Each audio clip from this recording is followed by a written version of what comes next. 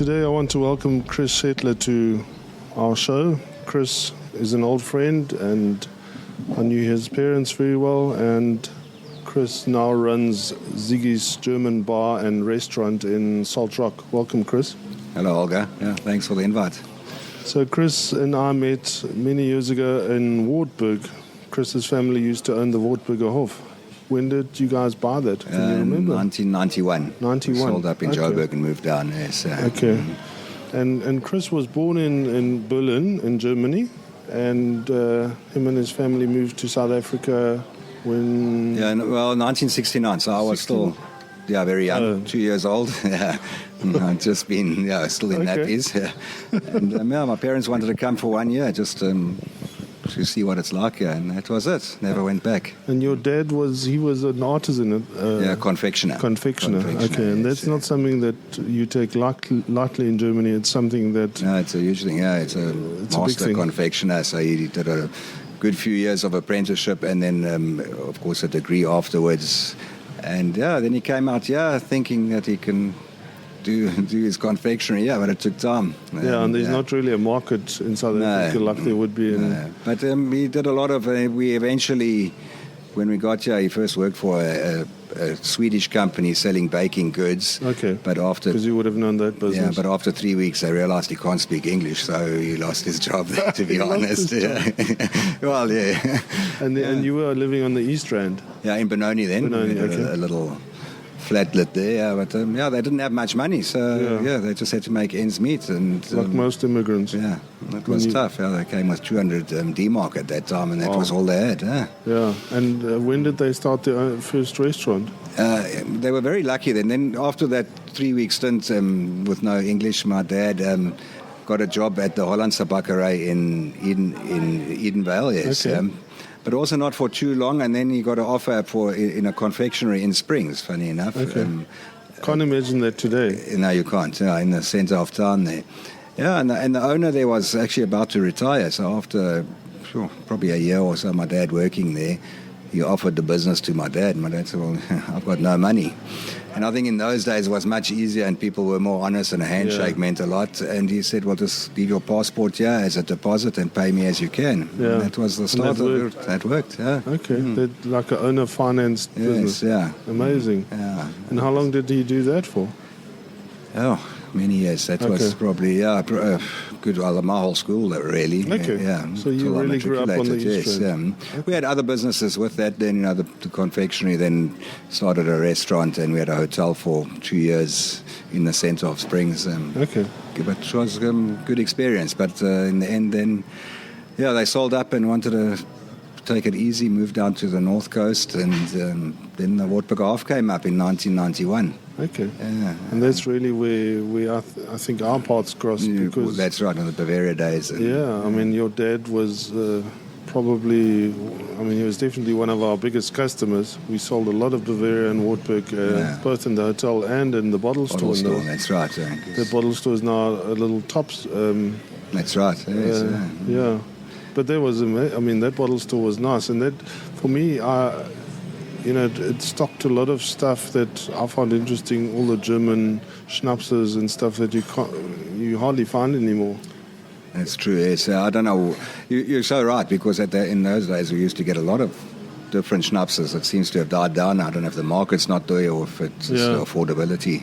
Maybe it's the import duties, but... Could be. And I think the Germans that are in the country have also adopted, I think, the local drinks. Definitely. There was a big surge of German immigrants into the Sasols and Van der Bijl Park. All the engineers came to South Africa, I guess.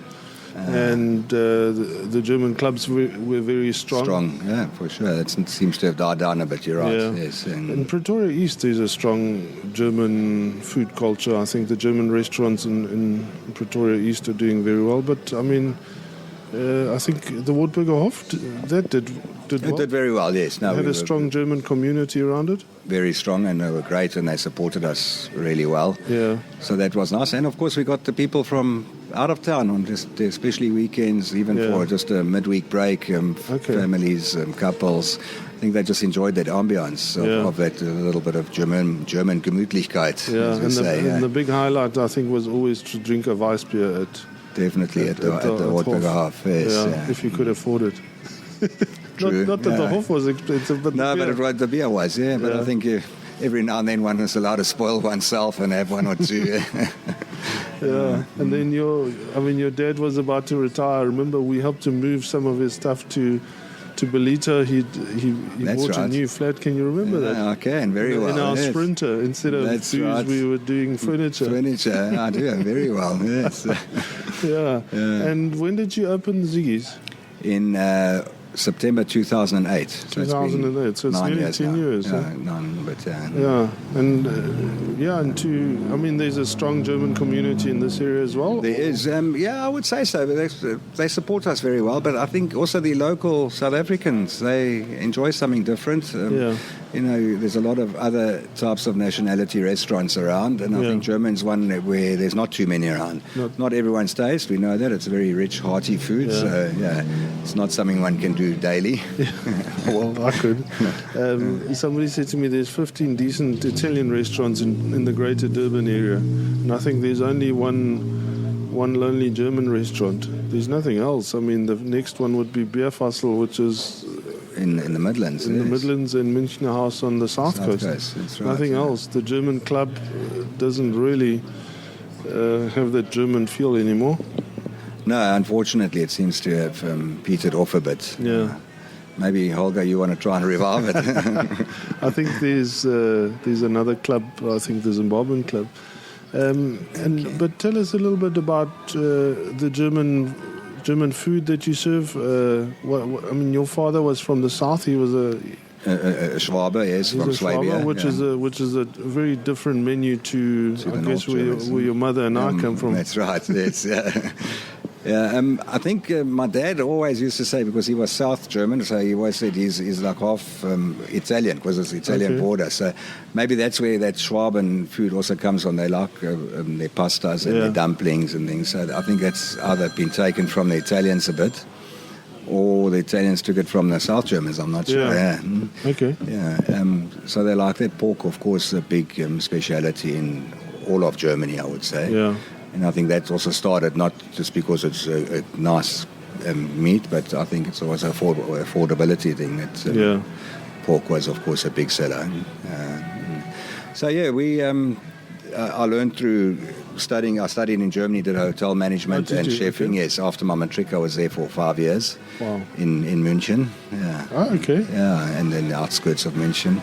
Worked in Passau and in Göppingen for a while, just gaining a bit of experience. But did you do like an?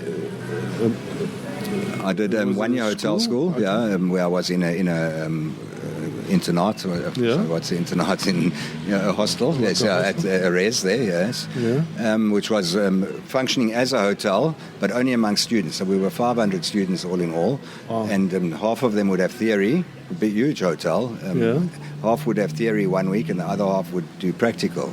Okay. So you would be serving the theory students, either to cook, preparing them breakfast, lunch, dinner, bar, reception. So it functioned as a 5-star hotel, I would say, but just among students. Wow. Yeah, so it was great. So the customers were your co-students? Yeah, we had proper hotel rooms that we shared with the co-students and that. And you learned to make the beds and all that? Everything, from scratch. Okay. So that was very interesting. And then after that, we had to do an apprenticeship for another 3 years. Okay. Which I then did in Stuttgart area. Okay, and when you started, you were treated like a piece of nothing? Oh, yes, I know you are. Stift, or what did you? A Stift, a Lehrling, which is an apprentice. So you do everything, from washing dishes and housekeeping and cleaning. Yeah, and then you work your way up slowly. So in second year and third year, you become like the higher Stift or apprentice, and then the new ones that join you, they've got to do the hard work. But very good, very educational. I must say, I think that hands-on experience has definitely helped me a lot. I had a good hotel. It was a family hotel. They had 60-odd rooms, but in Stuttgart or in the Göppingen, So it was Göppingen, which is about 20 kilometers out of Stuttgart towards Munich in that direction. Okay, Ulm, so in not that towards area. the wine area. No, in the Schwäbische Alb. Okay. Yeah. And tell us a little bit about the different cultures. I mean, if you've worked there, can you, in terms of the beers or the whole drinking experience or the food experience in the different regions of Germany, did you experience that? You do, but I think, of course, the south of Germany is a very big beer area and wine. But I'm saying the south of Germany, they like their beer all over Germany. Yeah. But there's different types of beer. I think more in the north, it's more the Pilsners and the lagers, and where by the south, especially from Stuttgart down south towards Bavaria and to the Austrian border, is a lot of Weiss beers. In the north, it's only really in the last, I would say, 10, 15 years that Weiss beer has also grown as a beer drinking type of beer. But they still like their Pilsners, which is a big thing. Then there's different ways of a Pilsner is poured totally different to a Weiss beer because it's filtered, and a good German Pilsner drink always says you've got to wait 7 minutes for your Pilsner to be poured from a tap. Yeah, and doesn't mean the service is bad. It's supposed to be. They like know that. about it like that, yes, because you pour a little bit, you have a good head on the top, and you've got to wait for that to settle before you top up again. Yeah. And I suppose once they get their first one, they probably order their second one straight away, knowing that otherwise they're going to wait too long. Yeah. And one thing I found in Germany is that the waitrons or waitresses always, they don't use computers, so everything's done by hand. And everybody has a split bill, but the waitress knows exactly what's going on. 100%. It's so different. For them, it's a profession. Yeah. It's not just a job. It's not just a filler career, fill in your student or your pockets. Definitely. So they're proud of being waitrons. Very much so. And they know their products, and you can do apprenticeship. People do apprenticeship just to become a Kellner. And you can be an Oberkellner, which is in the head waiters, and have your team working under you. Okay. So it really is. It's nothing to be, embarrassed about at all. And then I find that, I don't know, in South Africa, I find that people often just want the top jobs. Nobody's prepared to do kind of a manual job. Definitely. And do you have problems with staff here? I mean, where do you get... We're very lucky that we run quite a small staff complement. Okay. And I try and keep it that way. And our waiters and our kitchen staff, most of them have been here since day one. Okay. Which is really good. So we're a good team, and we are a family where you have your ups and downs and you'll have your arguments, but the next day you sort it out and it's forgotten. But you taught most of them, or were they experienced? Yes, I have, and I try and we do a bit of training every so often, not often enough, and just to. When they've been here long, it's also difficult for them, just like me. One becomes complacent, so we need to motivate each other just to, be there. And customer's king, and you've got to be there for them all the time. And it's not, one thing on my recent trip to Germany, I found it's customer service in South Africa is often over-exaggerated. I mean, you sit down and 14 people come to you and say, if you're okay, have you been helped? Whereas, especially... For Europeans, I think it's a little bit overwhelming. I'm sure we think it's good service, but I don't need to be asked 14 times if I'm okay. Yeah, I hear what you're saying. I think sometimes it does get overdone, and like you said, it might become irritating for people. Yes.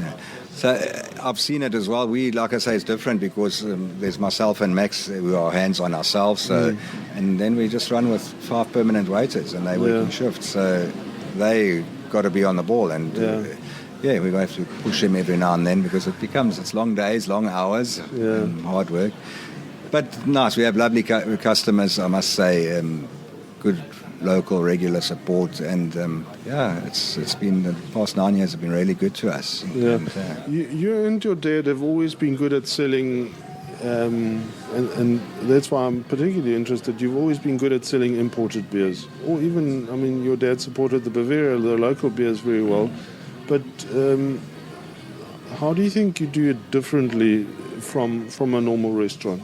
I mean, is it the beer? Is it just the German beer culture, or is it? I think it's got to do with that, and I think, of course, with us being a German restaurant and they associate a German meal, Eisbein, with a Weiss beer, Yeah. So I think that has got a lot to do with it. They probably think, well, we had a German restaurant, we've got to try the German We've got to try beer something and the different. schnapps, something different, yes.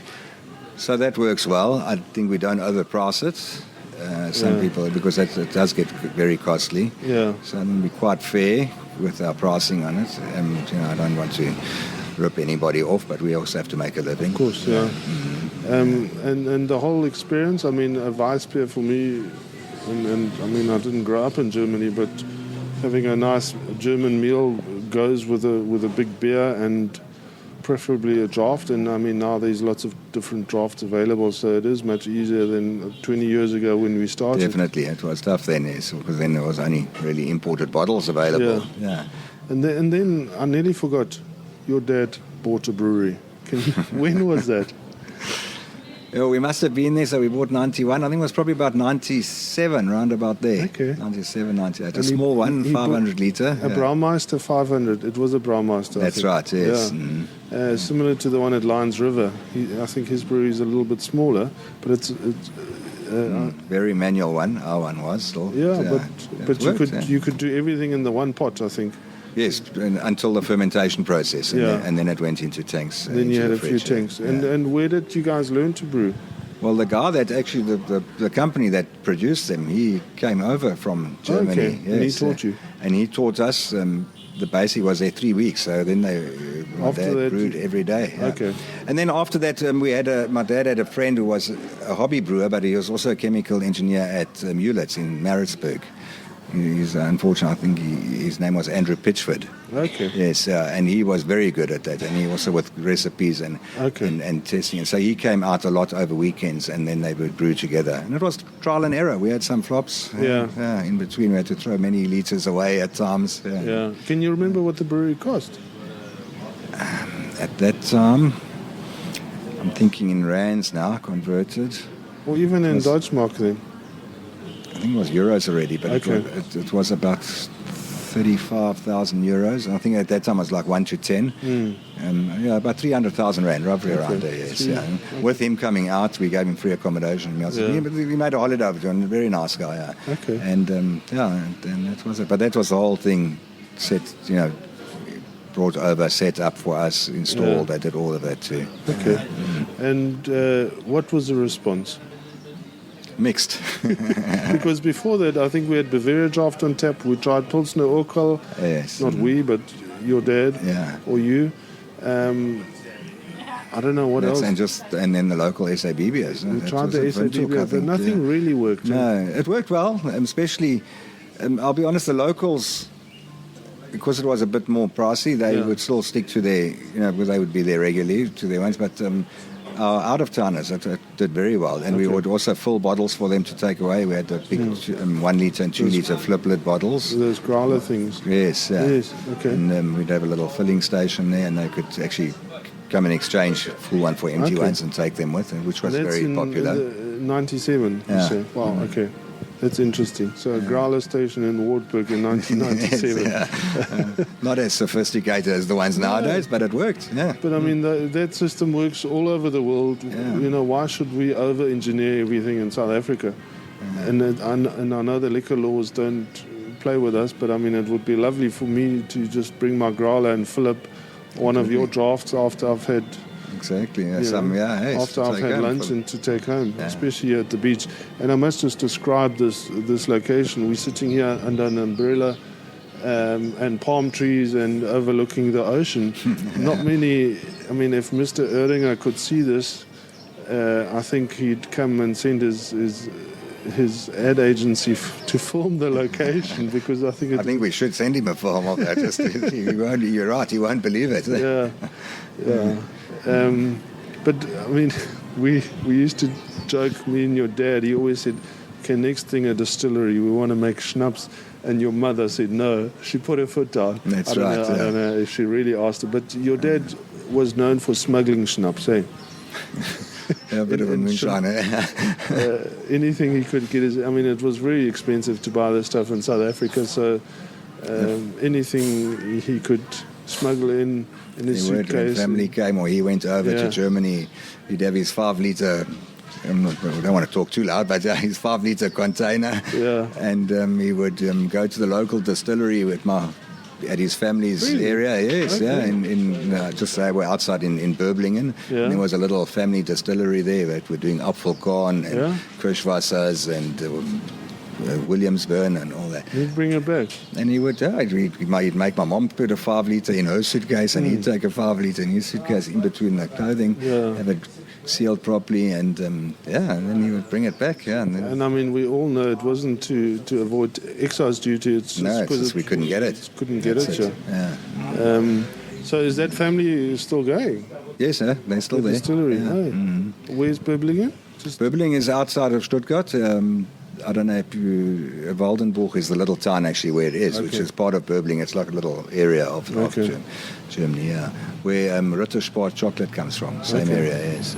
Yeah, it's amazing in Europe where these small villages can have massive companies and brands based in the middle of nowhere in rural. It is, it's out in the country. It's beautiful, beautiful. Yeah. And that's where Rittersport comes from. Yeah, unbelievable. Same area. Yeah, and probably next to it is the Adidas factory or something like that. Mercedes. Mercedes, yeah. And they're not far away, to be honest. Oh, really? Yeah. Okay. Yeah. And then the brewery, I know that Max used to brew a little bit. He also helped, yes. When he was a chef, so he was knows hands-on there. So my dad would, they do it together because it was quite a manual process. So it would the whole process till it goes into the fermenting tanks would be a whole day for them. Okay. So they'd start at 6 in the morning with heating up the vessels and that, and before that the maische, the crushing of the malt and that. And Max would definitely help, and they would be the whole day busy, and then getting it up to the right temperatures, and then cooling it down again, and adding the yeast when it goes into the fermenter. So that was quite a bit of a process, but they loved it. I mean, for them it was once a week they'd do that, and it was a highlight for them. Yeah. And then I think 6 weeks down the line to see the finished product was even a better highlight. Yeah. Sometimes and, not. And what did they brew? Can you remember? I can. Yeah, we did a Märzen, which is more a bit of a golden-coloured beer. They added to the normal malt. They would add a caramel malt to it, gave it a bit of a sweeter taste, and then the hops gave it that bitter after as a very nice beer. Weiss beer we also did, a few flops there at times because different yeast. Yeah, different yeast. Yeah, so we had to actually get that yeast in from, at that time there was no top fermenting yeast really available in the country. So we had to fly it in overnight with DHL from Germany, from Weinstefan. We actually got it from them. Yeah. Okay. And then use it. And then my dad would try and culture the yeast, for the next brew and the next brew. But you could only do it for 4 or 5 brews, and then you'd have to get a fresh culture. Okay. Again, I remember there was a guy called Stefan at the Vera. That's right, yes. He used to send buckets of yeast. He did, yes. Yeah, that's in the right. container, yes, and then I'd smuggle them and then get them to your dad. Correct, yes. I mean, obviously the guys there was a bit of support. Notties was going at the time, or not? Notties was going, yes, I think they were still quite small. I think he still had his little system there as well then. But I think he was the pioneer. He was probably the first one in Natal before us. Yeah. He was before you, but the first guy that I can remember is Crawford's. Yes, and brings back memories. Yeah, right, and Peter Dean actually bought, or Peter's father-in-law might have bought that little 50-litre system from at an auction. Really? Okay. And is that how it started? That's how it started, and it was very similar to your story. I mean, Rawdon's Hotel, the reason they started brewing is because SAB refused to supply them with draft. Can you imagine? And they created not a big monster, but they've created a 21-year-old brewery because Peter Dean couldn't order 50-litre of castle draft, so he bought this little 50-litre system and they started brewing. Yeah, this shows. Now he's probably doing, I don't know how many hectolitres. Yeah, he said, when I interviewed him, he said it was his I mean, he's never sold as much beer as he's selling now. Not a lot in the trade, more at the brewery. Really? I mean, at the hotel and at the brewery, they've extended their tap room and they've just started distilling gin as well now. Okay. Yeah, so I think it is nice if you own your own property. Definitely. Because you can do these things. I know that you don't, but I mean, that would be a dream. I guess. It would be. I think it would be nice to have a little brewery in Belito. Yeah. So if anybody knows of a nice location, let us know. let Chris know. Yeah, so when you sold the hotel, I saw Andre Bruce? Bruce, yes. Yeah, Mhm. and he said to me that the group moved the brewery into Joburg, into downtown Joburg. At head office in Braamfontein. You don't know what they're doing with it now. I've asked, apparently it's just standing there idle at the moment, or still. Not even idling. Not even idling, just collecting dust. Yeah. But the CEO still says one day wants to utilize it again, so it's not for sale or anything, because I've tried it and at the moment. No. Yeah. Did you want to buy it for, what do you call it?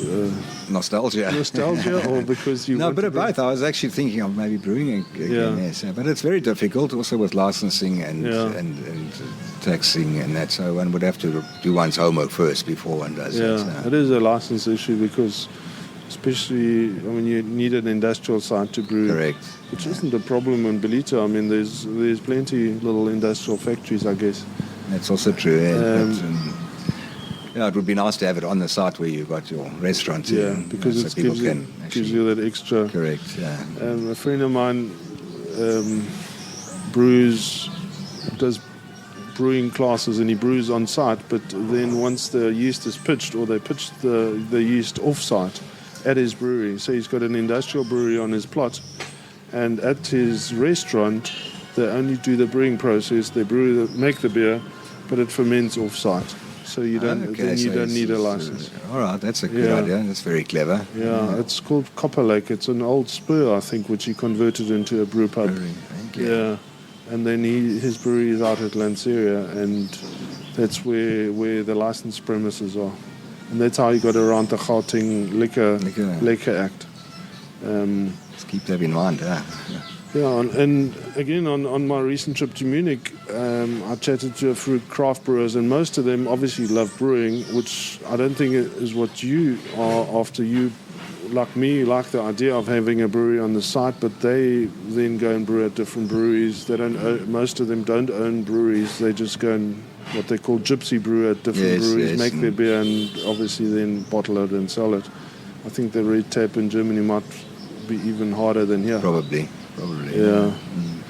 But like you say, yes, the brewing part is lovely, but I would even like it if someone else would do the brewing, but on site where we're serving the food and have the ambience and that all together. It's just a nice package together. Yeah.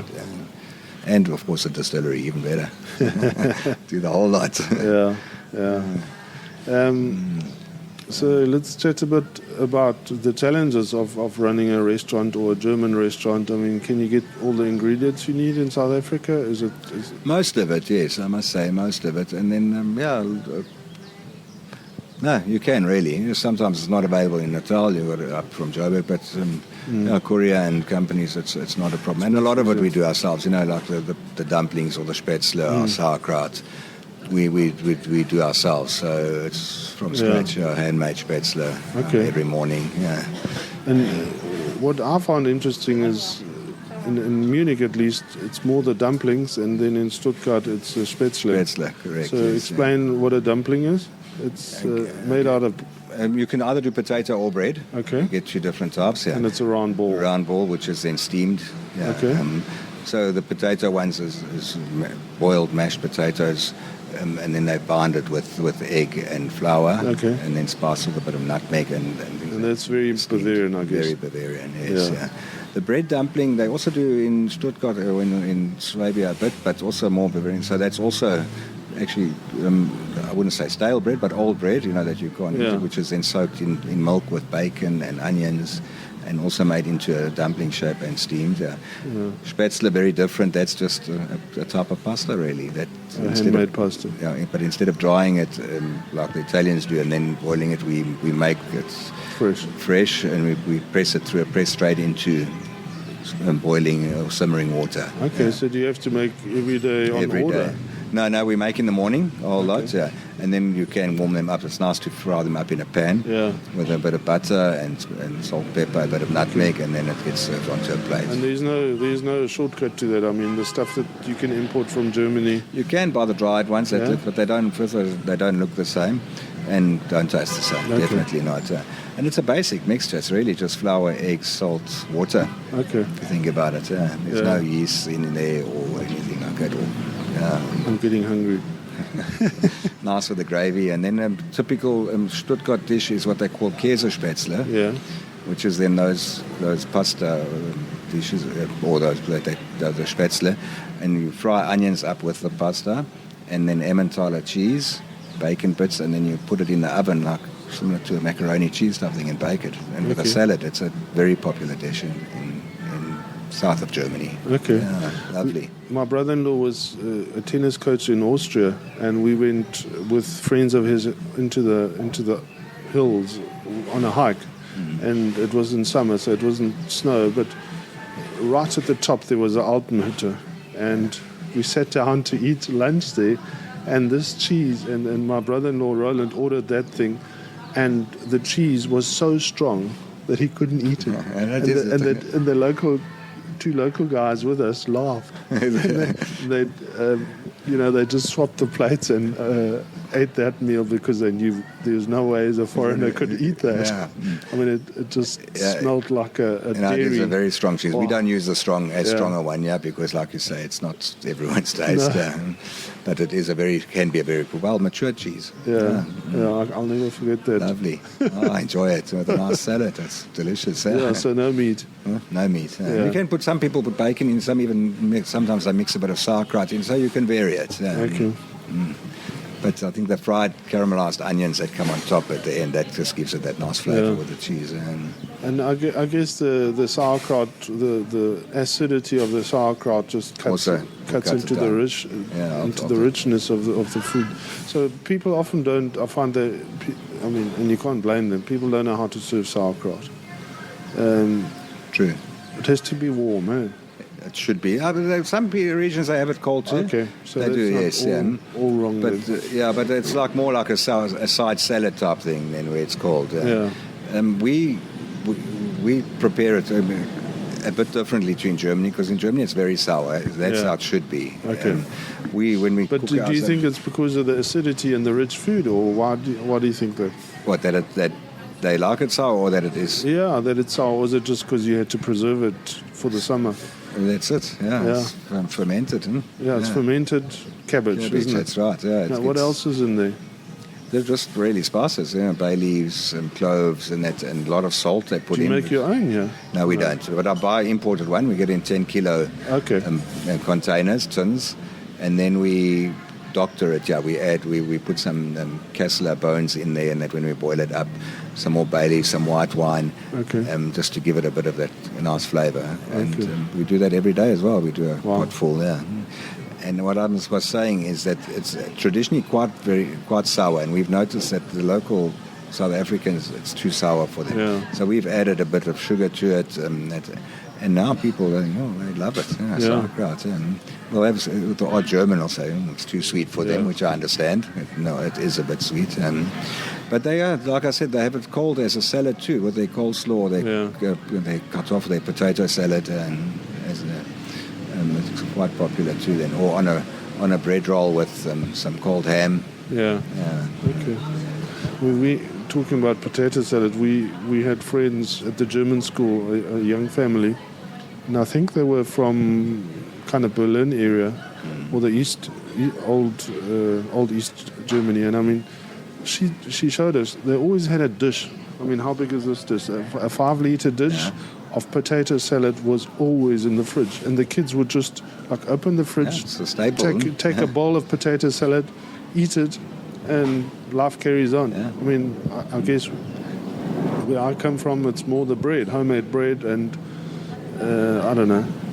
Yeah, that's also popular. But you're right, it is. I mean, especially in that, like I say, Berlin and up north, the potatoes is huge then. That was a big thing. And they would have potato salad is, like you say, a staple diet. And how popular is that or is it part of the southern German It is, but they do a different type there. Whereby the north one is more like we know, the mayonnaise-based type. Lots one of mayonnaise, cold. creamy. The South Germans do a warm potato salad. Okay.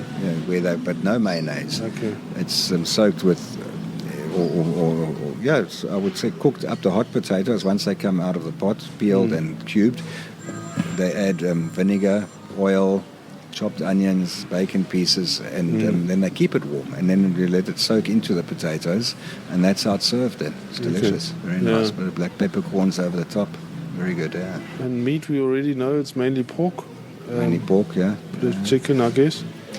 Chicken also, the braathendel is very popular, especially down the south. There's definitely. I think it's also changed over years. Also, they don't eat big meals like we do, in the evenings. Yeah. That's more just a vespa. It's cold meats and fresh bread rolls and that day, or rye breads. Yeah. That's more evening meal for the Germans. Okay. Yeah. They don't believe in eating a full meal. Yeah, in we the definitely evenings. eat too much in South Africa. Yeah, probably. At least I do.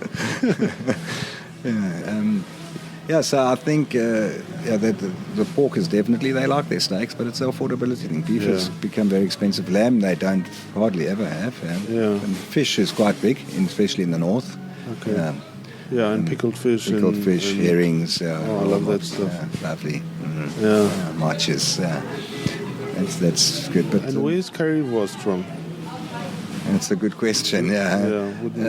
They call it a Berliner Currywurst. So, they say, and there's even a Berliner Curry museum, Wurst museum in Berlin. So it might be from there. It is originally there, but I think it came over more from the Turkish side or Polish. I think Turkish, from what I know. Well, the national food, the national German food now is definitely the Turkish pizza, which is a wrap with... what do they call it?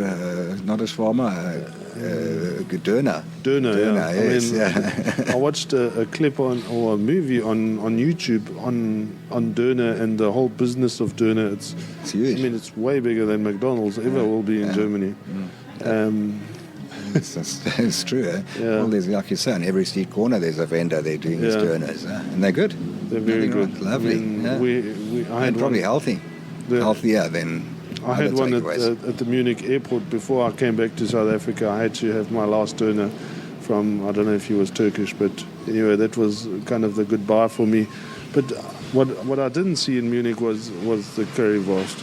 Yeah, no, it's more Berlin area and north of that, towards Bremen, Hamburg, and that. So I think it is more North German. And it's just a sausage with a bit of curry, tomato curry paste. Tomato curry paste, and then they slice the sausage up and pour the sauce over it. Yeah. And then, it's normally also just at the stalls, and you get a little plastic fork and your pommes, your chips with it. Okay. And then in Bremen, where I spent a year or so working for Unilever, that is where the fish heads are, the Fischköpfe. At the Bremerhaven, yes. And north. North, and towards Lübeck and that herring. Did you ever have to work with that? Not really. I know it, and we do serve it, yes. But just we always get it. It's available everywhere in South Africa. Every Pick and Pay or... They all have it now, the roll mops. Roll mops, that's the one. Yeah, it's like a bread roll with, instead of a burger, there's a fish. A pickled fish and it's a pickled fish. It's not even, it's practically raw still. Yeah. But it's pickled with onions and gherkins and lots of vinegar. And the supermarkets can probably afford to carry it because it's got a long shelf life. That's right, yes. Yeah, we serve it as a roll mops Holzfrauenart, which is then the topping that comes on top. So we serve it as a starter, and that's then sour cream on top, chopped apples, mixed herbs, and that comes on top of the pickled herring. Wow. And serve it as a starter. Yeah, it's delicious. And people love it. Yeah, wow. People that know it. I think it's a lot of people don't know it, of course, and they think it looks strange. Most people imagine starting a sushi bar before it became popular. It must have been a hard sell. For sure. And here you are selling raw fish to us. Yeah, true. Yeah, but like I say, that's more a North German dish, and also the Bismarck herring, the salted ones. Also very nice. Yeah. I remember going to, and that was early, we go with my family out to the Hamburger fish market, because it's open to the public in the morning. So you've got to be there at like 5 o'clock, and they're all selling their wares, all this fish that's come in. And there also they got 5 o'clock in the morning. They're serving beer in a roll-mops bread roll, on a nice crispy bread roll. Lovely. And then a schnapps afterwards just to settle the stomach. But it was good fun.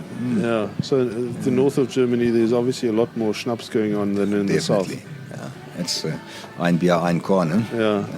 One beer, one schnapps to go with it. Okay. Yeah. And I'm happy if you can share a little bit about the cultures, like you say, schnapps in the north. In the south, it's more beer. Then certain parts of Germany, it's definitely more wine. Wine, yes, definitely. But Dürkheim, my wife lived in Bad Dürkheim, and that's like the wine region of Germany. Now, wine's huge, especially down there and down the Rhine and it. And they have their lovely wine festivals and it. I mean, it's always love doing it. So when they also, what did they call it? The Neuwein, when they just started harvesting and that, they'd have all these lovely festivals and that. Sell their wines. Did you manage to attend those? Sometimes, yes. Sometimes we had to, also when I was at the hotel school, we'd have to go and work at functions like that as well, just to gain experience. Okay. That was more around the Bodensee, Überking, and that. It was good fun, And it's lots of small wine farms, isn't there? So, not like here where we have quite big ones too. Guys have small wine farms, and then of course it goes to a co-op, and wines get made from that region, the Rhine region, or Mosel, or wherever it came from. And tell us a little bit about the family and the distillery. I mean, I've got some friends from Hungary, and they say if an apple falls from the tree, off it goes, and they distill it and make something out of it. The culture of distilling in Germany. You mean that family in Germany? Is it a business or is it more for private use? More for private use, yes. Yeah, they do, but just around, with the locals. Like I said, it's a small little community in that, so it's more for, they sell to the locals and that everyone comes and takes their little bits when they have. And when it's finished, the one type of fruit, then they wait for the next season for different fruits. That's either cherries or apples, like you say. And they don't need the best apples that go for export. And if they're a bit bruised and that, it's not a problem. So it's like a grappa. They use the dregs, just like the... It is something, and I see that in my parents, or at least my mother and her family, that nothing gets thrown away. Everything, there's a use for everything. When the bread gets stale, they make dumplings. You don't buy stale bread or breadcrumbs to make dumplings. You only make dumplings when there's old bread. That's it. And when there's fruit falling off the tree, you make schnapps. It's not like you planting trees to make schnapps or planting fruit. Fruits, 100%. And I think sometimes I say to my cousin who lives in Cape Town, who's in with the trendy crowd, if he could pickle my mother and her sisters and take their recipes and open a shop in Cape Town, it would be very trendy. I'm sure. Everything handmade, everything pickled. Of course, they love it. It's handcrafted. thing, and only a generation ago that was normal. True. Maybe 2 generations. I mean, we certainly didn't do anything. No, definitely nothing got wasted then. I mean, my grandmother made her own butter on the farm, and bread was baked daily for the family. Yes, which I think maybe some German families still do. Especially out northern Natal areas. It's a big thing. I mean, it's the best nice fresh home baked bread. Do you bake here? Not really. I used to every now and then, but it's just a time and space thing. It's just you've got a very small kitchen. Unfortunately, yes. I'd love to pretzels. But we do get pretzels in from a baker up in Kranskop Bakery, which is quite nice. And then we just warm them up in the oven. It's lovely. Some butter or schmaltz. Yeah. Do you ever serve the Weisswurst? I do. We get it from local German butchery, but difficult one because you got to sell them. You can't freeze them or anything like that, so they've got to be sold fresh. And it's, again, not everyone knows of them, not everybody's taste as well. So if I know people are coming that want that with their sweet mustard, then definitely yes, and a pretzel. And that's something that I think one must enjoy in Munich. It's the breakfast of Munich, isn't it? Definitely. What is the ritual there? With a Weisswurst, frühschoppen. So you have a beer for breakfast, a Weisswurst, a pretzel and a schnapps. afterwards to settle it all there. But yeah, definitely, it's they call it their Frühschoppen, Weißwurst and a pretzel, and a beer. Yeah, and the schnapps is that's just voluntary afterwards. I always say that the Germans have a word for it.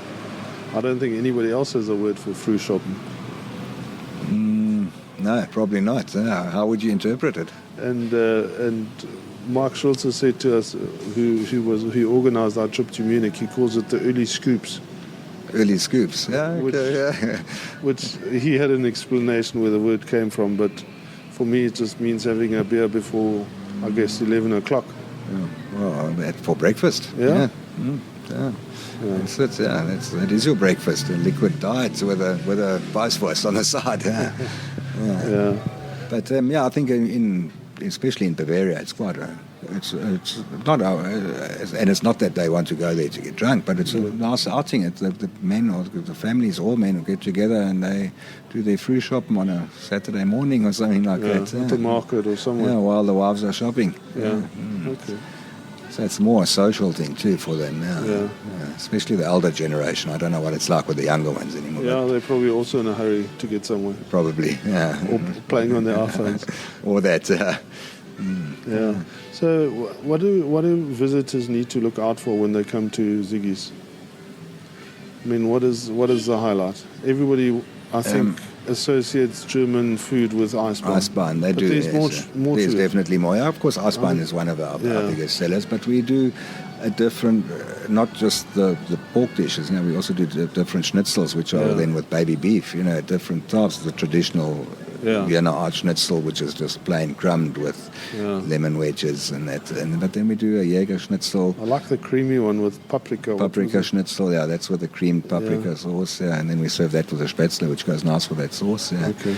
Yeah, and then we've altered. We do a lot of specials where we do different schnitzel. We have a Holstein Schnitzel on now, which is then with fried tomato and a fried egg, and then covered with cheese and baked in the oven.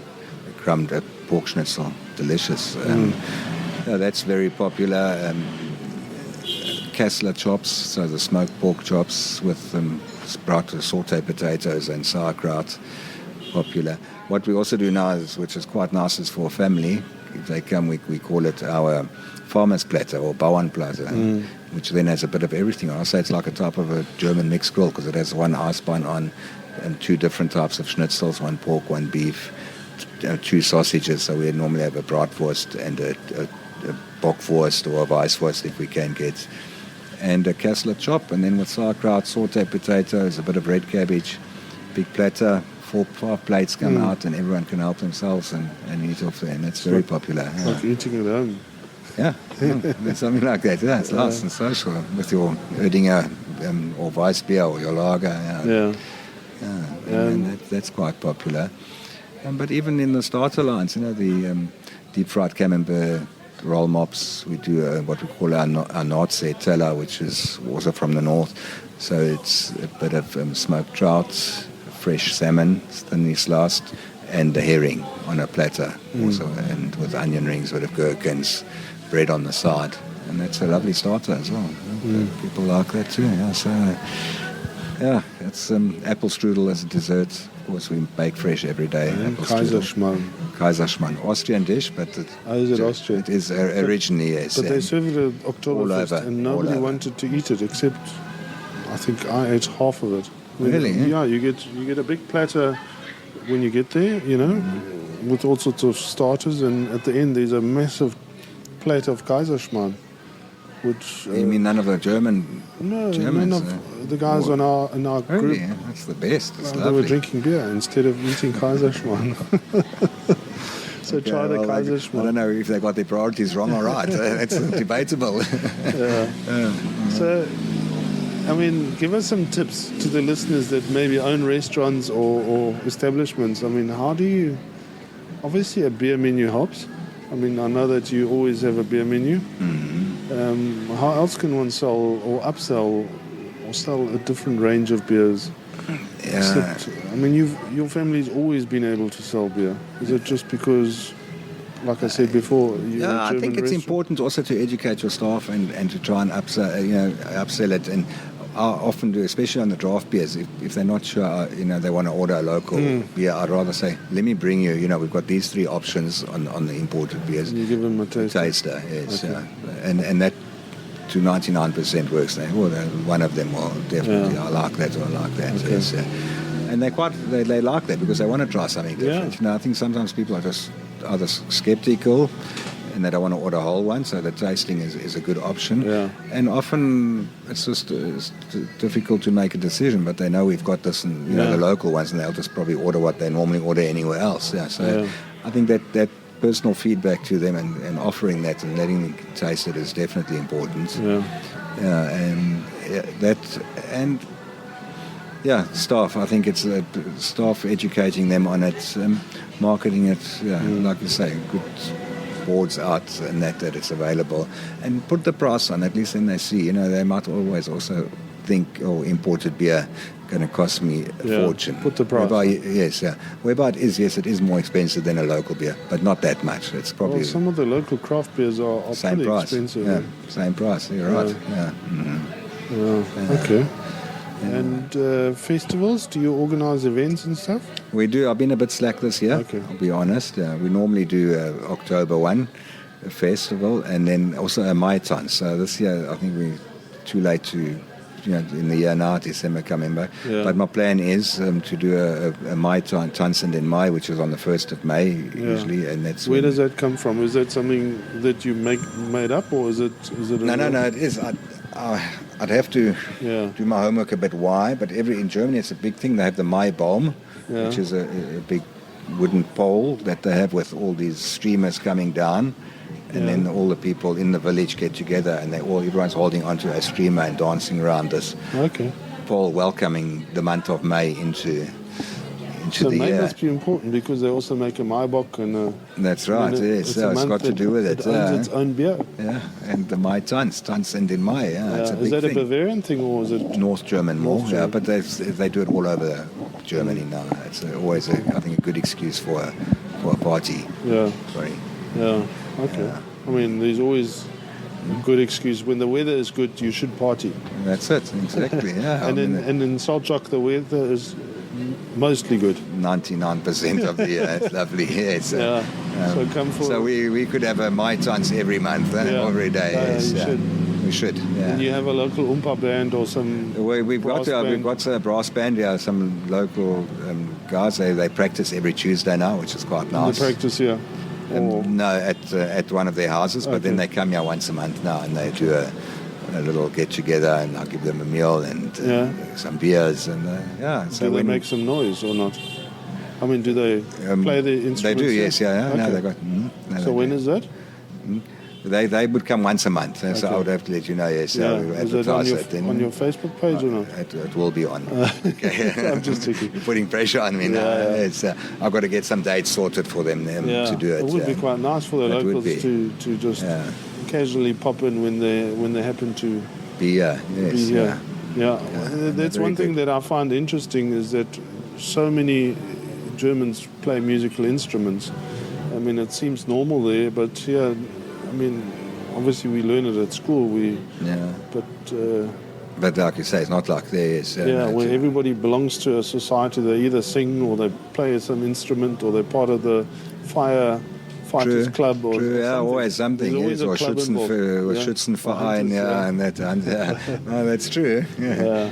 So those are nice little things that one can use here to... It can, I think so. And that's a nice thing in Germany. I think especially in the smaller little towns or villages out in the rural area or farming areas there, they always got something on the go. Like you say, every weekend there'll be something. If it's not the Schützenverein, it's the Verein or the Fußballverein. They always do something, And my family, especially in the north, they all live on plots and that out in the country. And there's always something on the go. It's lovely. Okay. Thank you, Chris. Thank you.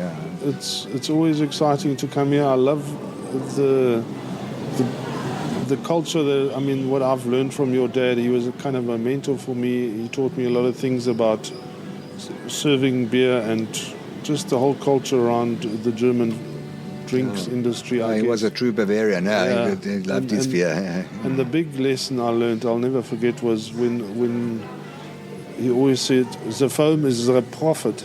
And he did, make sure there's a proper head on the beer. Yeah. The big head leads to more profits, eh? Yeah. Yep. No, it was. And the proper way is, I mean, in Germany you would never serve a beer without a head on the top, because people would leave that for the English. Correct. Yeah. Good beer's got to have a nice firm foam head on the top. Yeah. Anyway, thanks, Chris. Anyway, thank you very much. Nice chatting to you. And guys, just tell us where to find you. Yeah, we 65 Basil Hewlett Drive in Salt Rock. And that's the main road in Salt Rock. The main ocean road, yes. So very easily. If you're coming off the highway, Salt Rock off ramp. Orberley to off ramp, you eventually end up in Salt Rock anyway. That's it. You can't miss us. There's a big signage outside on the main beach road. Yeah, and importantly, there's something to do for the kids. So if the dads get distracted at the bar, there's a bit of activity. I mean, there's a playground, jungle gym, trampoline, swings.